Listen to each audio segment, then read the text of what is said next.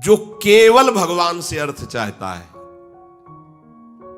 ठीक है, हमें धन चाहिए तो भगवान श्री हरि का आश्रय ले, जो चाहिए आप मान लीजिए, पर गलत आचरण कर रहे हो इसलिए आपके ऊपर प्रभाव नहीं पड़ रहा। हमारी बात हाथ जोड़कर हम प्रार्थना करें, मान लीजिए सब कामनाओं से पीड़ित है, सबकी कामनाएं पूर्ण हो जाएंगी। जो इच्छा करी हो मन माही, प्रभु प्रसाद कछु दुर्लभ नाई। पर मांस खाना छोड़ो, शराब पीना छोड़ो, पराई बहन बेटियों के साथ गंदी दृष्टि करना बंद करो, ये गंदे आचरण बंद करो, राधा राधा बोलो, ना पूर्ण हो जाए तो मैं बताना। मनमानी आचरण करते हो, गंदे पापाचरण करते हो, फिर कहते हो कि हमें कुछ दिन राधा नाम जपते हुए अभी लाभ नहीं मिला। लाभ कैसे मिले?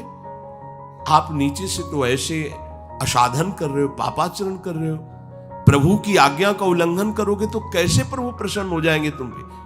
हमें किसी से अपना काम बनाना होता है ना, तो उसकी रुचि के अनुसार चलना होता है। एक साधारण व्यवहार की बात करें, हमें आपसे काम बनाना है तो हमें आपकी रुचि देखनी पड़ेगी और आपकी रुचि के अनुसार चलना पड़ेगा। आपकी भावना में हमारी कदर बने तब हमारी बात बनेगी। तो हमारे प्रभु तो पहले ही कहते हैं तुमसे कि ममई वांसो, तू मेरा है। पर प्रभु की आज्ञा है, शास्त्र के अनुसार चलो, जो मैं बोल रहा हूं वैसे ही चलो। ऐसा चलोगे तो तुम्हें धन मांगना ही नहीं पड़ेगा। आपको मजाक लगता है ये सब कथाएं सुनकर, अगर विश्वास हो तो तुम्हें मजाक न लगे, ऐसा तुम्हारे जीवन में भी हो जाए।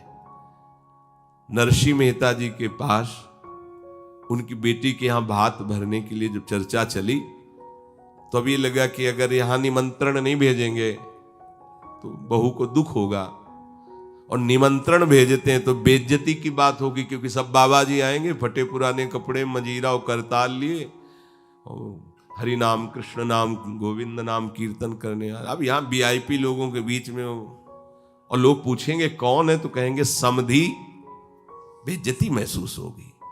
धनाभिमानियों को ये रहता है कि ये तो भिखारी हैं, बाबा जी हैं, इनके सामने क्या बेइज्जती नहीं। तो बोले इतना लिख दो कि वो आएंगे ही नहीं, इतना पर्चा में भात का सामग्री लिख दो कि वो आएंगे ही नहीं। ये बात जब कि निमंत्रण भी हो जाएगा और नहीं आए तो बेटी भी, जो बहू है वो भी नाराज नहीं होगी, भाई निमंत्रण तो गया है, पूरा लिख दिया।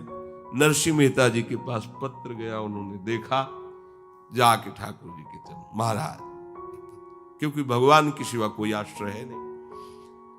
तैयारी की गाड़ी में, तो अब वहां 10-5 तो संत महात्मा कीर्तन, पूरी मंडली भगवत कीर्तन कर, गाड़ी में बैठ के, अब नरसिंह जी के सिवा उनका कोई था नहीं, और नरसिंह जी के हरि आश्रय। अब जहां नरसिंह जी वहीं, मान लो अपने लोग चलेंगे तो पूरे चलेंगे, जहां चलेंगे। अब कीर्तन करते हुए